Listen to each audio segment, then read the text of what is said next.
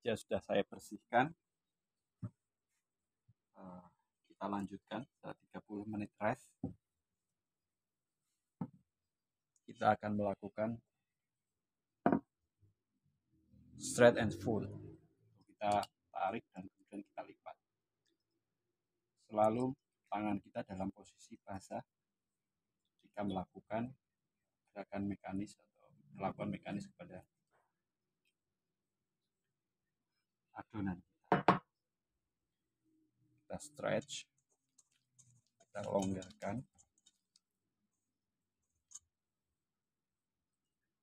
Ketika sudah terasa lengket,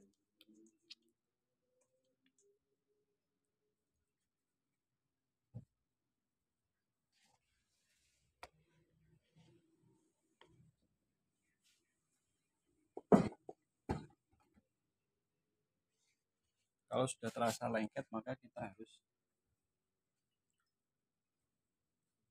membasahi lagi tangan kita menggunakan air supaya tepung tidak lengket di tangan. Kita coba straight and full, stretch. Kita lihat, kita basahi air tangan dulu dengan air. Kita straight lagi, satu putaran kanan kiri depan belakang, baru kita stretch.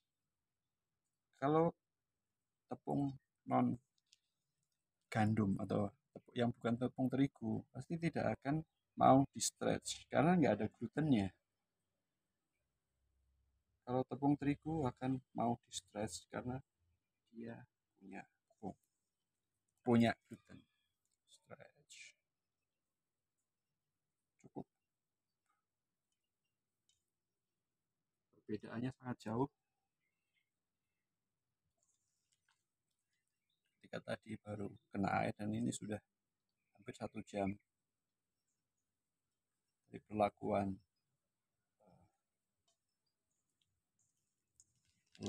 slab itu tadi 30 menit dan ini rest 30 menit sehingga ini udah 1 jam kena air. Ya, bedanya.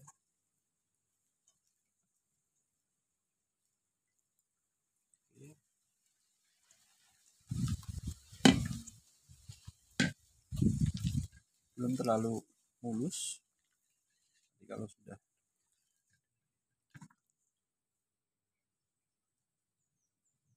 kita istirahatkan 30 menit lagi. Seperti itu. Jadi sebetulnya on hand time itu sedikit, cuma nunggunya yang sampai fermentasi 6 jam di suhu ruang. Stretch and fold yang kedua. The second stretch and fold after 30 minutes of rest. Setelah 30 menit istirahat dari stretch and fold yang pertama. Basah. Ketika lengket, basahi lagi. Basah. Lengket, basahi lagi. Lengket, basahi lagi. Lengket, basahi lagi. Agak lengket, basahi lagi. Setelah itu stretch. Lihat. Sekalian ini nanti ada window pane. Ada yang transparan, kan? Transparan. Sudah ada window pane transparan. Tap 90 derajat. Kita stretch lagi. Stretch. As long as possible. Putar 90 derajat lagi. Basahi tangan. Stretch. Sampai adonan sudah sulit untuk di stretch. Kalau satu putaran kurang, kita stretch lagi. Satu putaran itu berarti maksudnya 360 derajat. 4 kali stretch and fold. dari 4 sisi. Ini masih bisa stretch, maka kita stretch lagi.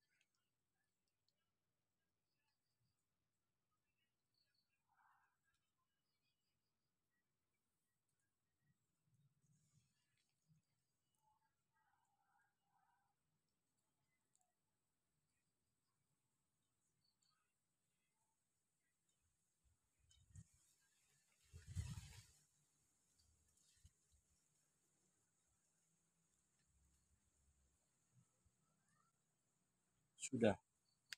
Setelah itu kita rapikan, kita cantikkan.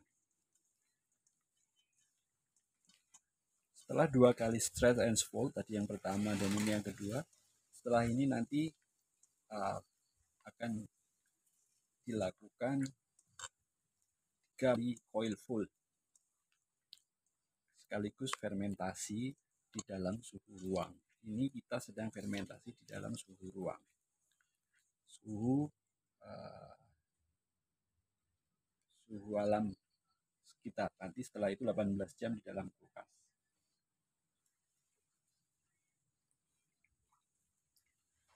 Cuci tangan, kemudian kita tutup, kita tunggu setengah jam untuk coil fold pertama.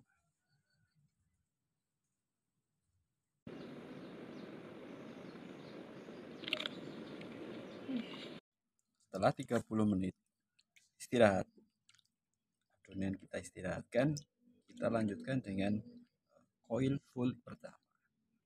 Coil fold, kita buka, mestinya akan lebih adonannya lebih halus karena sudah ada fermentasi, ya, akan sedikit mengembang adonannya, ya, permukaan lebih halus, juga sudah lebih mengembang.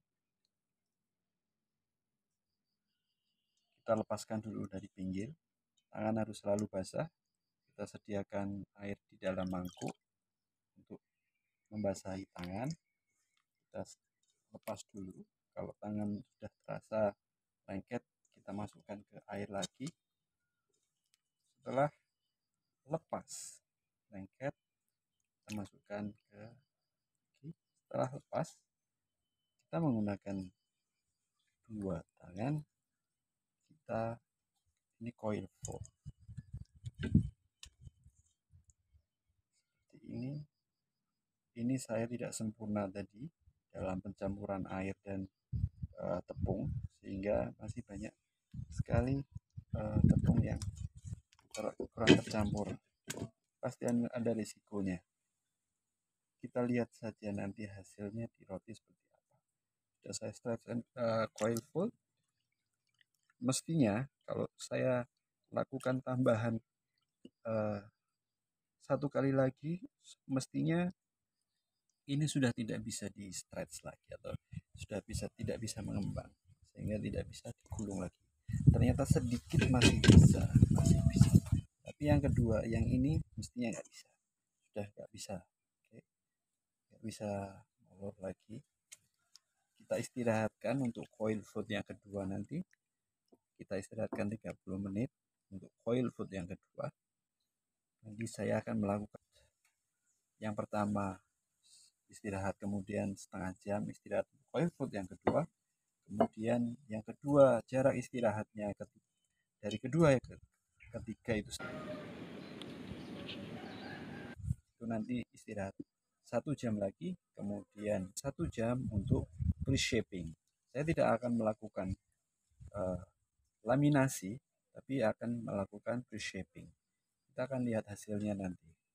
Hasilnya apakah berbeda antara ketika pre-shaping atau laminasi.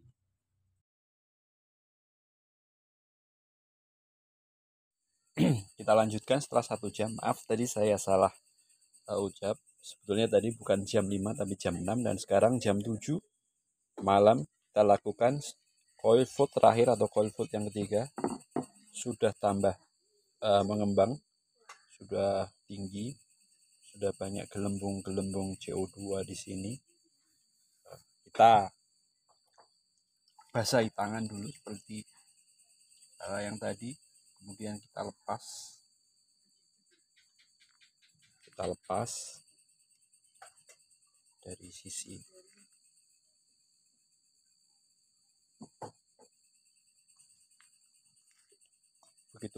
begitu lengket tangan kita basahi lagi, lengket basahi lagi, lengket basahi. Sudah kita wow.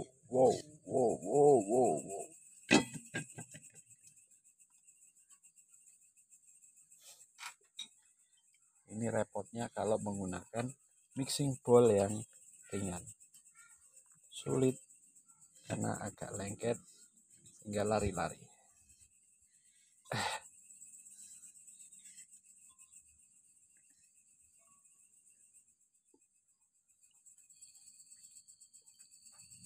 Kita coba sekali lagi, apakah masih kuat?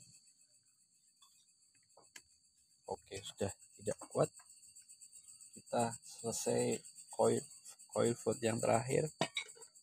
Kita tunggu 1 jam untuk kita belah jadi 2 adonan untuk dilakukan pre-shaping dan kemudian 1 jam lagi shaping.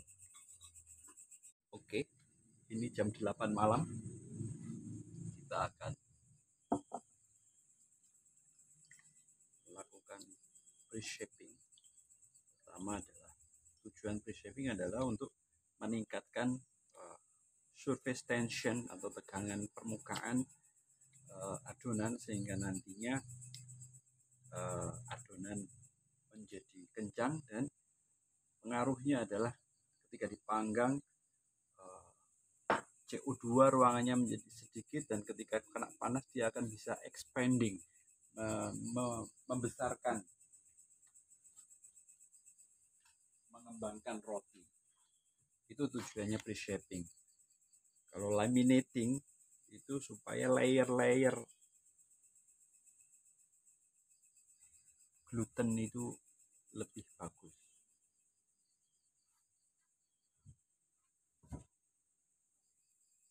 Pre-shaping mungkin kita perlu sedikit air.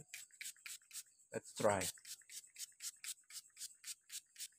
Kita potong karena nanti adonan akan menjadi 2 buah roti atau bread, sourdough bread.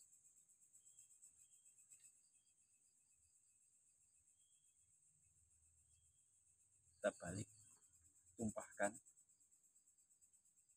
Wow, it's very, fermentasinya sangat bagus. Kita potong supaya tidak lengket. Kita butuh adonan tidak lengket ke tangan maupun ke scraper kita. Jadi harus dibasahi dengan air. Cut.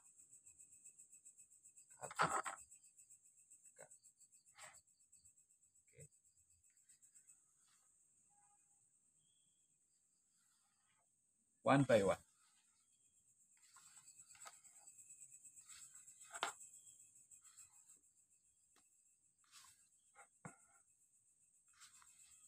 Karena tadi dipotong tuh ada luka, kita harus sembunyikan luka itu supaya surface tensionnya tinggi. Kita taruh di pinggir.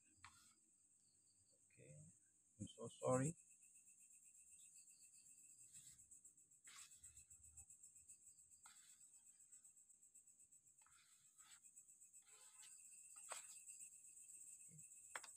Kita tutup untuk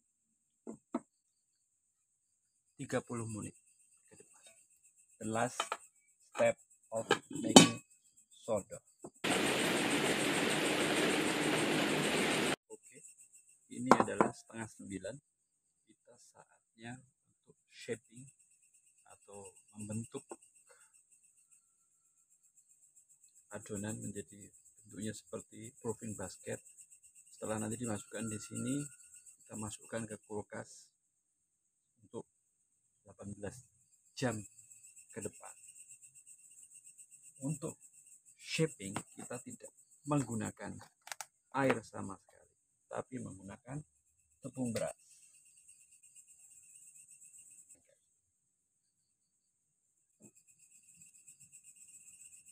Permukaan yang tidak lengket, kita akan balik. Kita letakkan di sini untuk mendusting tangan kita, supaya tidak lengket ke adonan. Let's roll it.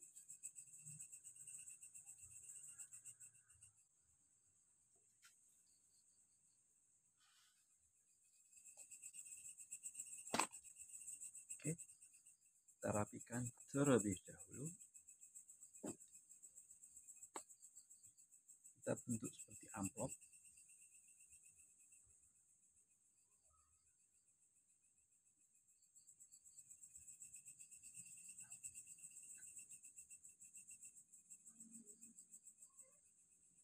Dilipat dari 4 penjuru, kemudian sudutnya kita. Gelembung-gelembung yang sudah terlanjur besar bisa kita pecah terlebih dahulu.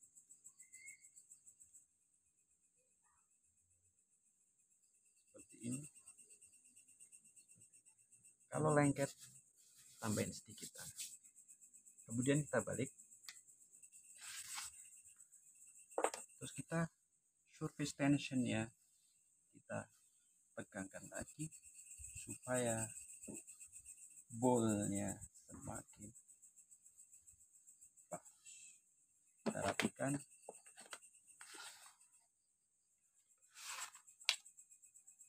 Oke. Kita beri taburan supaya mengurangi potensi lengket ke kain ini.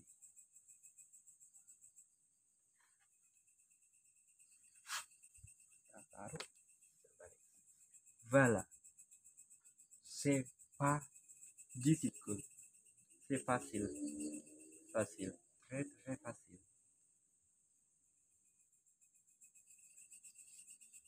Ini lengket, makanya kita beri tepung beras. Kita nanti tutup plastik, kantung plastik, supaya uap air tidak menguap di dalam kulkas, tidak kering. Kita tunggu besok setelah dalam kulkas. Kita masih punya satu adonan lagi, sama tekniknya, dan kita taburi. Karena ini lengket, maka ketika nanti dibalik, kalau tidak diberi adonan, tidak diberi tepung, maka akan lengket. Kita dusting sedikit. Kita beri persediaan di sini untuk tangan.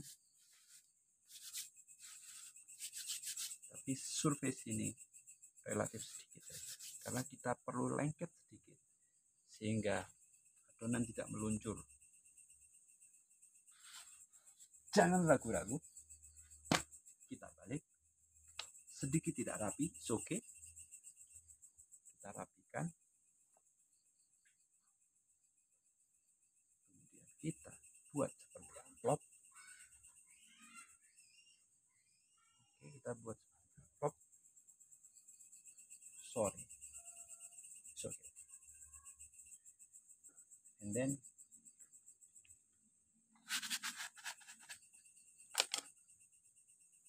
the last corner,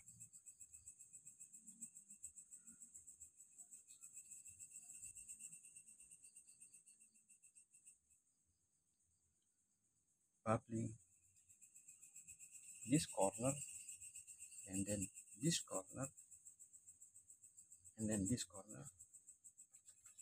Flip, round it.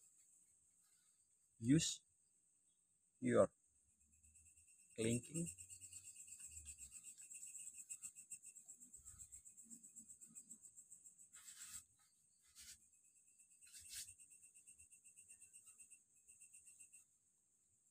It's okay. This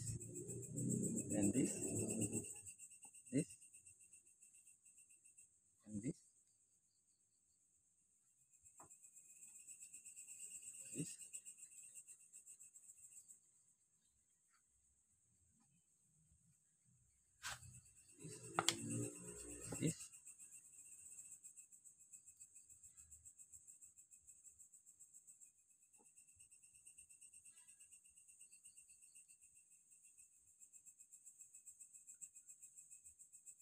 Besok, kalau sekarang jam 9, nanti masuk kulkas jam 10 atau paling enggak setengah 10, sehingga 7,5 jam sampai 8 jam fermentasi di luar kulkas. Setelah itu 18 jam. Kalau nanti jam 10 berarti 12 jam. Besok pagi jam 10 adalah 12 jam tambah 6, berarti jam 4 sore kita baking. Begitu saja. Oke. See you next morning.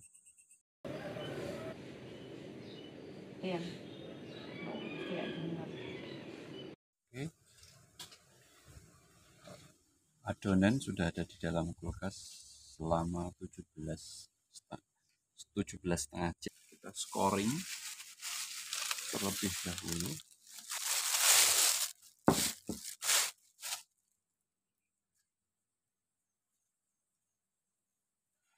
Selama di dalam lemari pendingin hanya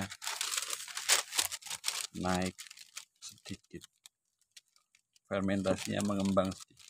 Tapi ada fermentasi lain yang aromanya membuat sourdough menjadi lebih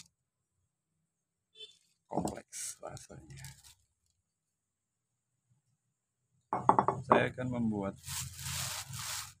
ada 2 loaf roti bread.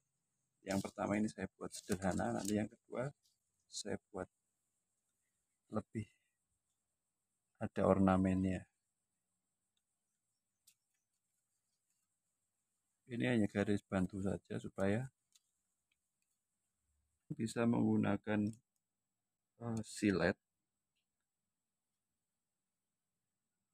nggak harus selalu beli. Saya memilih menggunakan ini supaya tidak beli, tidak langsung seperti silet yang tajam, tapi it's okay for me.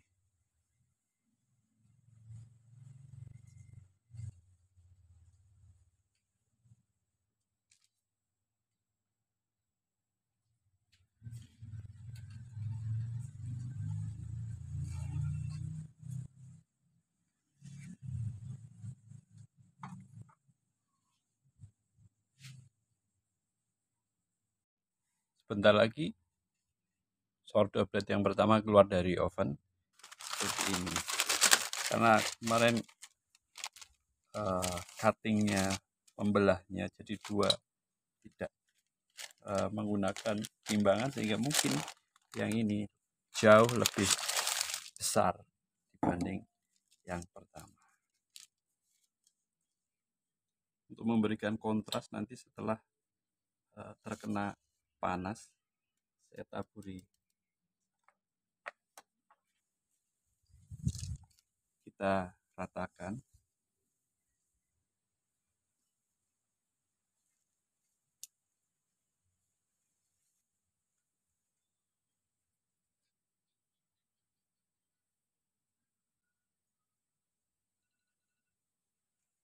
Alarmnya udah berbunyi 20 menit, kita tunggu sebentar, nggak apa-apa.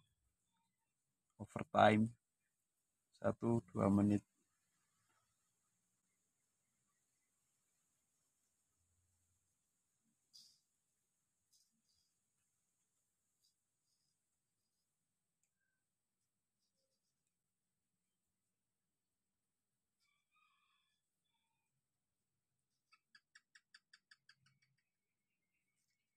Oke.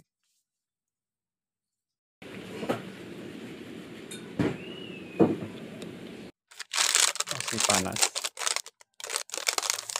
harus dipegang.